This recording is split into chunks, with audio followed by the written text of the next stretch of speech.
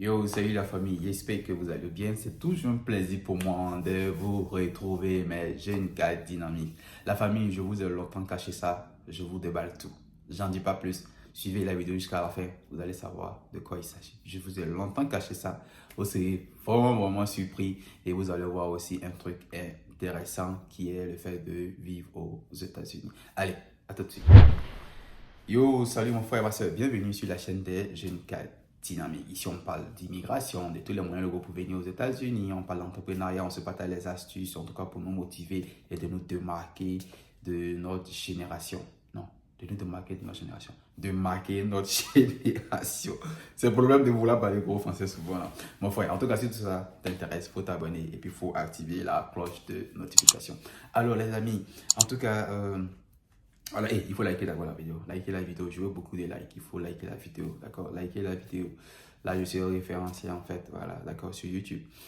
Les amis, d'abord, je voulais profiter pour vous dire merci parce que honnêtement, depuis la création de cette chaîne YouTube, j'ai connu beaucoup de soutien, d'accord? Venant d'entre vous tous, à chaque fois que j'étais malade, à chaque fois qu'il y avait un souci, je recevais des soutiens de vous. Je voulais vous dire merci. Merci du fond du cœur. Que Dieu, qui sait ce qui, au plus profond de vous, vous tient à cœur, qui les exauce au-delà de vos attentes. En tout cas, merci pour tout.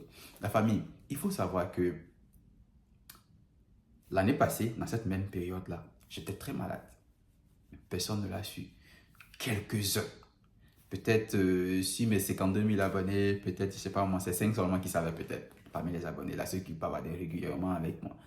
J'étais très malade et on devait m'opérer. On devait m'opérer, mais personne ne l'a su et rien n'a changé. Et on avait même des conférences à faire au Togo, au Cameroun, en Côte d'Ivoire, et on les a faites, mais personne ne l'a su. D'accord? Je vous explique.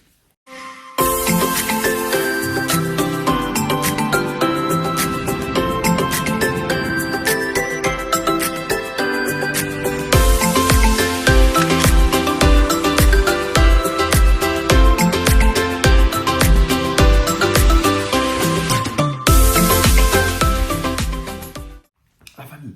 D'abord, il faut savoir que depuis déjà quand j'étais étudiant en Côte d'Ivoire, en faculté de chimie, biologie, géologie, souvent j'avais quelques douleurs, on va dire ça comme ça, c'est l'idéal même le mot. J'avais quelques douleurs au niveau du ventre et j'étais allé voir à l'époque un chirurgien, non, pas un chirurgien, un infirmier. Et il m'a dit en fait que quand je bois pas beaucoup d'eau, je bois des boissons gazeuses, il y a de l'air en fait qui s'entasse quelque part au niveau de mon ventre. Donc ça fait que ça me fait mal. Donc il faut que je bois beaucoup d'eau. Ça va passer. Mais à la longue, ça va nécessiter une chirurgie. Mais si j'ai bien, je peux garder ça toute ma vie sans me faire opérer. Je dis ok, pas de problème. Donc ça a fait que j'avais la culture de boire beaucoup d'eau. D'accord? Je buvais beaucoup d'eau, donc j'avais pas de problème, tout ça. Et il y avait des moments que quand j'oubliais de boire beaucoup d'eau, c'était la catastrophe. J'avais vraiment mal au ventre. D'accord? Voilà, j'ai géré ça jusqu'à ce que je vienne aux États-Unis. Et aux États-Unis, je suis tombé amoureux des hamburgers, des burritos, des tacos, tout ça, et autres. Frère, oh, c'est des trucs qui sont à base de farine. Je ne savais pas que mon état là aussi, là, avec mon ventre là, ça n'allait pas, et que je ne savais pas. Donc, en fait, voilà, donc je ne savais pas en fait que les burritos, les tacos et les hamburgers, avec la farine que ça contenait, tout ça, et vous savez que la farine, je vais faire une vidéo dans l'avenir pour parler aussi des effets néfastes des fast-food. Tout ce que vous voyez comme nourriture voilà, aux États-Unis, dans les fast-food, c'est fait à base de farine, vous le savez déjà. Mais ces farines ne sont pas bien traitées. Il y a du sable là-dedans. Puisque c'est du blé. Le blé, ça passe au moulin, tout ça, avant que ça devienne de la farine. Mais il y a de la poudre dedans, la poudre de sable aussi dedans. Du coup, si tu ne fais pas attention, voilà, ça peut te créer des problèmes vraiment graves de santé. Et moi, ça a été mon cas en fait. Et je pense que c'était le 28 soir, je suis allé au travail, je fais le programme des employés, tout ça, les gens ont commencé à travailler, tout ça. Et moi, j'étais en train de regarder à quoi allait ressembler la soirée, parce que moi, chaque 4 heures, j'essaie de voir le programme des employés. Et je suis arrivé à un niveau je ne pouvais plus m'arrêter en train de checker voilà, ma team, regarder le boulot et j'ai commencé à avoir une douleur pas possible au ventre. Pas possible. Il était 23 heures par là. Je vous informe que moi je travaille de 22 heures à 6h30. Il était 23 heures par là. Je ne pouvais plus m'arrêter, j'allais m'asseoir. Et j'ai essayé de boire l'eau comme d'habitude. Non, ça a persisté. j'ai lutté, minuit, 1 heure, à 2 heures du matin, je suis allé voir mon manager, j'ai dit, j'ai très mal au ventre, je ne peux pas rester, il faut que je rentre à la maison. Voilà, je tiendrai informé si je peux revenir demain, mais là, j'ai très mal au ventre, je ne sais pas ce que ça va donner. La famille, j'avais très mal au ventre. Je rentre à la maison, j'essaie de prendre un antidouleur. Un antidouleur, quand tu le prends, la douleur là, mais tu ne sens pas, c'est tout. Donc je prends et je m'endors. Il était 3 heures par là. Je dors, je me réveille vers les 9 heures. Ouh, la douleur est toujours là. J'ai dit, mais qu'est-ce qui m'arrive? Donc, prends la voiture. Lui, hein, il a conduit quand même hein, avec cette douleur parce que c'est une douleur aiguë. C'est-à-dire, tu es comme ça en fait. J'ai conduit jusqu'en. Je suis parti à ce qu'on appelle ici les Asian Care. Les Asian Care, c'est un peu comme les dispensaires. D'accord? Mais c'est très développé, quoi. Voilà, en version américaine, bien sûr. Je vais à un Asian Care. Et voilà, il fallait attendre parce que on reçoit par ordre d'arrivée. Il fallait attendre tout ça. Et oh, ils avaient un fauteuil il est un peu long comme ça. Moi, je me suis couché dedans. Attends, tout. Moi, je me tournais de douleur jusqu'à ce qu'on me reçoive. Voilà, j'ai fait les formalités qu'il fallait, tout ça et autres, avec mon assurance, voilà. Et puis, on m'a reçu. Ils ont commencé à me toucher. On dit non, ça là, c'est fort probable que ça soit un appendicite. Et on a l'impression que c'est devenu trop gros. Mon frère, comment tu as fait pour attendre? J'ai dit, je ne savais pas. Moi, je ne savais pas. C'était une femme même. Voilà, tout ça et autres. Et femme aussi. Et elle m'a dit, mais t'es habillé, hein? Mais toucher. Frère! Elle dit, non. Il faut partir chez des spécialistes. Ton appendicite là, c'est très gros. Et c'est un spécialiste qui doit enlever ça. Sinon, et puis il faut faire très attention. Il faut que tu règles ça aujourd'hui. Sinon, si ça se casse, c'est dangereux. Je dis quoi? Appendicite, tout ça. Donc, elle me donne le numéro de quelques hôpitaux où elle fait les recommandations. Donc, j'appelle si je peux venir. Les gens disent non, voilà, c'est déjà programmé. Ici, là, si tu viens, tu vas. J'ai dit bon, ok. Donc, je fais dans un hôpital qui n'est pas loin, l'hôpital de Aurora. Et là, il va directement au service d'urgence parce que je ne pouvais même pas attendre de me prendre un rendez-vous. J'avais très mal. Donc, au service d'urgence, moi, je ne savais pas aussi, hein, on te reçoit par niveau de douleur. Moi, je ne savais pas. Attends, il y a très mal, hein. Moi, je ne sais pas celui-là, qu'est-ce qui m'est arrivé. On me demande, mais sur une échelle de 0 à 10, tu as mal. Comment tu peux mesurer ça? J'ai dit 8. Ils disent, ok, il faut t'asseoir là-bas.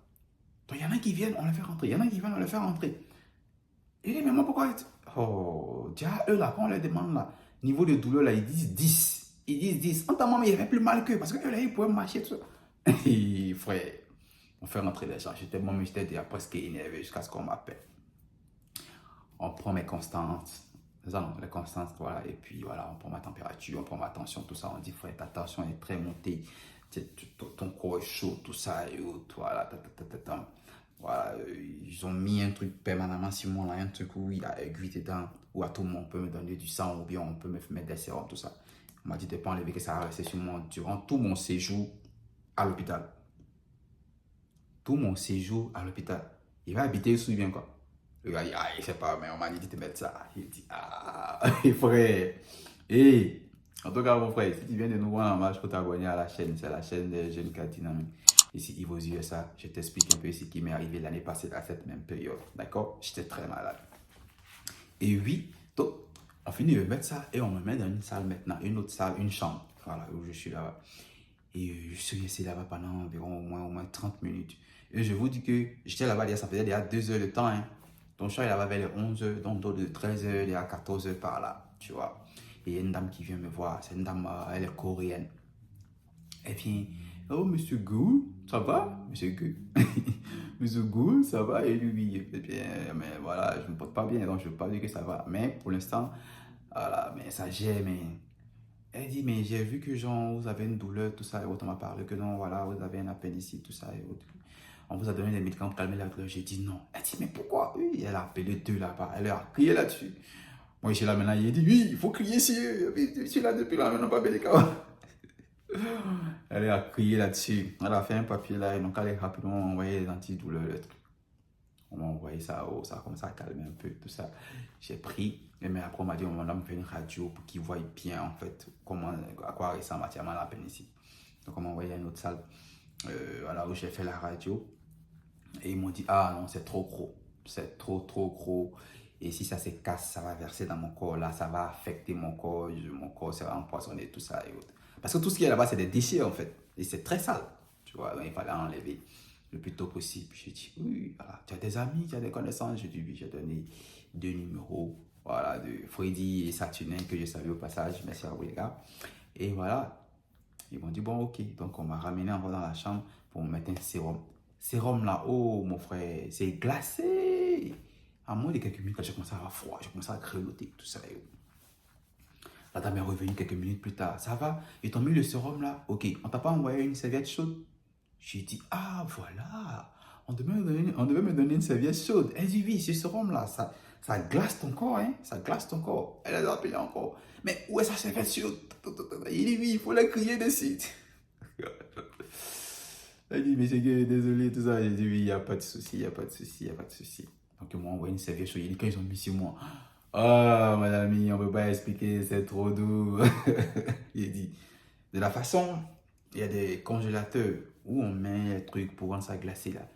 Il y a des chauffages où tu mets, c'est aussi comme c'est la forme des réfrigérateurs, mais là-bas, ça chauffe des serviettes. Et ils m'ont envoyé 2 grosses serviettes, ils ont mis ça sur moi. Il dit, c'était trop doux, c'était trop doux. Ça s'explique pas. Donc, et après, et ils m'ont fait bouger. Maintenant, quand l'heure est arrivée, où une chambre était libre, la chambre était prête, ils m'ont envoyé dans l'autre chambre là maintenant. Et ils m'ont envoyé une femme. Ils m'ont dit, bon, c'est elle qui va rester avec moi jusqu'à mon opération. Et là, c'était confirmé. On devait m'opérer. La famille, j'ai jamais été opéré. J'avais peur, tout ça. J'ai commencé à penser à mes projets, tout ça. J'ai commencé à penser à la conférence du Togo, du Cameroun. J'ai dit, ah, est-ce que je pourrais tout ça? Donc, ils m'ont envoyé en salle de chirurgie, au département de la chirurgie. Ils étaient sur les lits là, ils m'ont roulé, tout. C'est plusieurs bâtiments et c'est relié par des trucs, des ponts, bien, je ne sais pas comment dire. C'est-à-dire que tu es là et puis tu vois en bas qu'il n'y a pas de truc en bas, et vous passez, il n'y a pas de truc en bas. Vous êtes en train de changer de bâtiment. C'est le département de la chirurgie. Et là-bas, le chirurgien, normalement, donc on m'a envoyé en salle de chirurgie. Normalement, le chirurgien devait venir à 18h, 18h30. Et il est venu vers les 19h. Et il est venu, ah ça va, tout ça, je suis docteur, d'accord. Là, on va te faire une chirurgie, voilà, pour t'enlever ton appendice, ok, d'accord. On va déchirer ici, on va... Allez, on est là, musulman, on te moyen peur. On va déchirer ici, on va déchirer ça, d'accord. Mais la bonne nouvelle, c'est quoi? Ça va se faire au laser, d'accord, ça va se faire au laser. Tu as une assurance? J'ai dit oui. Il dit, ah ouais, parce que c'est une chirurgie qui coûte cher. Voilà, mais pour aller plus vite, on doit faire cette chirurgie-là. Ça a 2 avantages. Ça nous permet de ne pas te blesser trop, d'accord? Et ça nous permet aussi, voilà, de telle sorte que tu n'aies pas de cicatrices. Et ça nous permet d'être précis dans la coupure des choses qu'on doit couper. Je dis, ah ok, d'accord, ok. Mais c'est la partie où on va déchirer, on va déchirer. C'est mon corps, tu joues comme ça. Et donc, on va faire ça. Voilà, on va te faire dormir. Tu auras l'impression même que voilà, tu ne vas rien voir dedans. Voilà, quand tu vas te réveiller, on a déjà fini de faire ta chirurgie. J'ai dit, ah ok, d'accord, ok. Donc, je suis en train de me demander à quel moment ils vont me faire dormir. Je me posais la question. Et voilà, donc il a fait signe aux filles des salles là. Elles m'ont envoyé dans la salle même maintenant des opérations. Voilà. Et moi, j'étais là, j'étais les yeux ouverts là, je regardais. J'étais entouré sûrement que de femmes. Hein. C'est lui, il allait s'apporter pour venir. Elles sont là, hey, ça va bien se passer, tout ça, elles sourient, tout ça. Moi, je suis là aussi, tu connais garçon, oui. Champion, ils vont te déchirer, c'est les filles là, tu écoutes, tu souris. J'ai dit, ok. Déjà, dans la salle où j'étais là-bas, ils avaient mis déjà un truc dans le sérum, mais que moi, ils ne savaient pas. J'ai commencé à avoir sommeil. Avec une fonction de seconde, je me suis endormi, je n'ai même pas vu dedans. Je ne sais pas à quel moment je me suis endormi. Et je me suis réveillé. C'est-à-dire, quand tu dors et tu te réveilles, tu as l'impression que tu as dormi 5 minutes. Entre-temps, l'opération a duré, je pense que c'est 45 minutes. C'est-à-dire qu'on m'a envoyé en salle d'opération à 19h et c'est fini autour de 19h45 par là. Mais moi, j'ai dormi jusqu'à 20h30, 21h moins par là. Et quand je me suis réveillé, non, aux États-Unis, c'est trop chic, quoi. Il y avait une femme qui était là, qui devait m'assister pour que je me réveille. Quand je me suis réveillé, elle dit, oh, qu'il est mignon, il est en train de se réveiller. Moi aussi, je suis là ici, qu'est-ce qui s'est passé? Elle dit, oui, on t'a opéré, ça s'est bien passé, tout ça et autres. Donc là, je soulève, je vois que, ah, bon, ils ont mis sparadrap ici, sparadrap là, sparadrap là. Je ne sais pas si vous voyez, ils ont mis ça, ils ont coupé ici, c'est un petit truc, hein, petit, ils ont coupé ici. Et ils ont opéré dedans au laser. Ils ont coupé ici, ils ont coupé ici. C'est vraiment petit, quoi. Mais ils ont mis du sparadrap. Mais puisqu'ils ont coupé jusqu'à un poilet dans le ventre, donc c'est douloureux. Donc je sentais un peu la douleur. L'anesthésie était en train de partir. Tout ça et autres. Elle a dit oui, tu vas commencer à sentir un peu la douleur, mais d'ici peu, on va te donner des médicaments. Donc voilà, t'inquiète pas. D'accord, mais il fallait que tu te réveilles d'abord parce qu'on voulait que tu te réveilles et puis tu prennes les médicaments. Je me suis réveillé. Elle m'a envoyé ce qu'on appelle Apple sauce. C'est de la pâte de pommes, des pommes fruits là. Elle m'a mis ça dans ma bouche, on m'a nourri, tout ça, bien, et puis m'a donné les médicaments, j'ai pris. En moins de quelques minutes, la douleur, il ne sentait plus.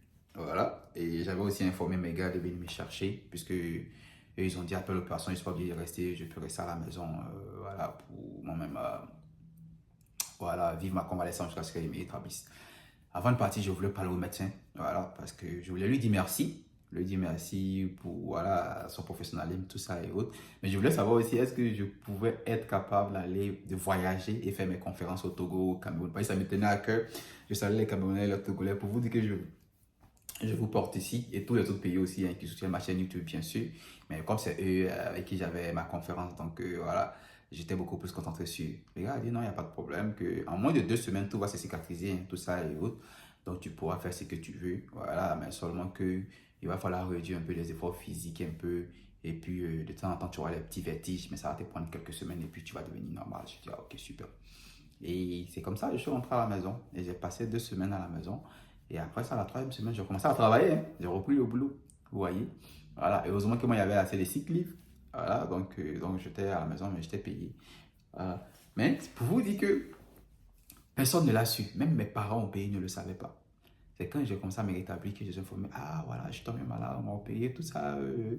Là, j'ai repris le boulot, je vous informe. Mes parents étaient énervés. Mais pourquoi tu fais ça? On allait prier pour toi. Pour vous dire aussi que quand tu viens, il faut apprendre à gérer aussi, voilà, tout ce que tu vis ici. C'est pas tout le temps tu vas appeler tes parents, c'est pas tout le temps tu vas appeler tes connaissances, pleurer, tout ça et autres. On est des grands garçons, on a appris à gérer nos choses seuls. Et voilà, c'est ce qu'il faut savoir. Et ils ont dit, mais on pourrait prier pour toi, tout ça. J'ai dit, non, voilà, tranquille, laissez ça comme ça. Et voilà, les amis, personne ne l'a su, mais je voulais partager ça avec vous. Ça vous a permis aussi de comprendre aussi le processus au niveau de, voilà, des hôpitaux, comment ça se passe, tout ça et autres, comment on traite les gens. En tout cas, c'était bien dans l'ensemble, c'était bien. Voilà, voilà, c'était vraiment bien. J'ai été bien traité. C'était aussi, voilà, vous savez, ici, la médecine est très développée. Donc, c'était la pointe de la médecine. Et j'ai été très fier d'être traité par des professionnels. Voilà, voilà, j'ai expérimenté l'opération au laser, tout ça et autres. Et voilà, c'était vraiment bien. C'était vraiment bien. Et voilà, les cicatrices même sont parties. Si je suis torse nu, tu ne sentiras pas même que j'ai été opéré. Parce qu'au pays, voilà, surtout en Afrique, quand on t'opère, on ouvre grandement ton ventre et tu as une grosse cicatrice. Et tu as besoin de 6 mois pour te rétablir. Au moins 6 mois, sinon même plus, tout ça et autres. Entends-moi, c'est des petites déchirures avec des rayons laser. Et voilà, en moins de 2 semaines, c'était cicatrisé, j'ai recommencé à travailler. Vous voyez la différence.